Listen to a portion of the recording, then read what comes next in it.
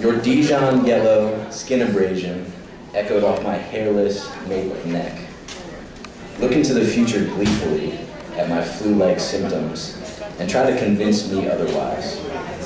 My gubernatorial sanctuary, 3.5 miles underground, is where most of the coach class stowaways find solace. I'm practically tenured in the American flag-clad rows of wooden chairs. Listen for the sound of Adam's apples colliding against enclosed Oxford shirt buttons tied by two tight double Windsors. The juvenile junior senator threw his college days clear across the debate room floor. I'm more than obsessed with your gravitational principles. At times, I'll just watch the torn legislative papers meander to the blue carpet, a spectator in a post-war ticker tape parade. Just yesterday, the ketchup red jersey of your favorite football runner-up hanged in our rafters. We were reminded by the big man next door that third place is the one with excessive pectoral follicles. We're anything if not meaty. You're delicious. Your eyelashes are so molasses brown that they remind me of the corner stoplight, so surreptitiously placed at the top of our cul-de-sac. I used to have to wait 3.5 minutes to leave my driveway, sipping black coffee with mayo white creamer as I marinated on whether or not the relish green would ever come. Mow the lawn this week, I would tell my son. Down here we're always already barbecuing.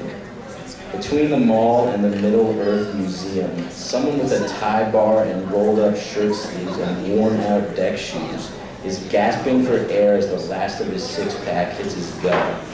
Someone with a day-old haircut and a 5 o'clock shadow is stationing himself on your street, sequestering himself between some uncomfortable sandwich board that calls for troop withdrawal or healthcare reform, or confirms all our worst fears by telling all of us that God is indeed watching him.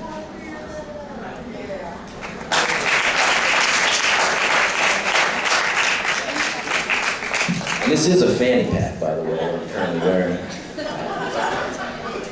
I brought it, so I had the order of the poems I was going to read, but I kind of decided I memorized that order, so it's really unnecessary. It's extraneous. This next one is called Eventually You Will Start Eating Yourself, and I wrote this on spring break. And here it goes. And to think my previous sicknesses were strategically manufactured. My best-selling non-fictional account of your lively struggle with heartburn came to define me. Define me. Undress my misnomers. The red light keeps blinking, blinking as you contemplate breaking the law. I filled your pages with recipes for heartache as per your juvenile request.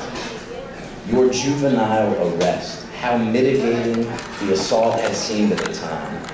We'll fall asleep next to one another only after hours behind the wheel, blood-drunk and slanty-eyed. I'm more or less a delicate mixture of public service announcements rhetoric. Ask not what your Pepto-Bismol can do for you. Ask what drove you to this unfortunate end.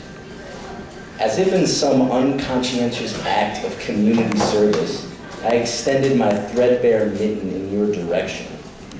With that unforeseen prophetism of yours, you dismissively gestured away my unwavering, if misguided, narcissism.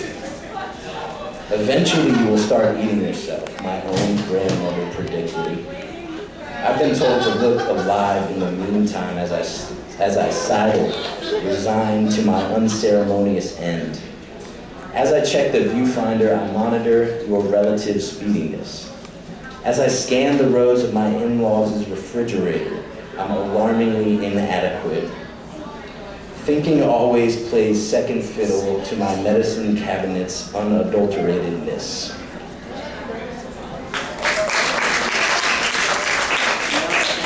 And this last one is actually the title poem of the collection that I'm working on for this semester, and it's called The Grainy Self-Portrait Project. An installation in the series of preparatory school-inspired clothing catalogs. Two family trees removed from echoable sentiment. Vindictive hair gel. The spark of flint as the electronic alerts informally of your catheter's shortcomings. The grainy self-portrait project was co-coordinated by the Burn Victim Awareness Hotline. The waiting room grandfather clock has a tick. Each image as they appear on the high-definition screen. A slideshow full of inadequacies. The striped tube in one end of the body and at the nostril. Almost tantamount to the x-ray machine, an ultrasound. One by one, the single file line moves towards the back of the uncrowded drive-in theater. All chancellors, what with their ulterior motives in mind, glaring at the sun. The reflection off the skyscraper screen and second thoughts dressed in matching flannel. The bonfire brings out the narcissism in us because we can't stop looking at the flames, because we are reminded of our own nuanced splinters of imperfections. They got me high last night.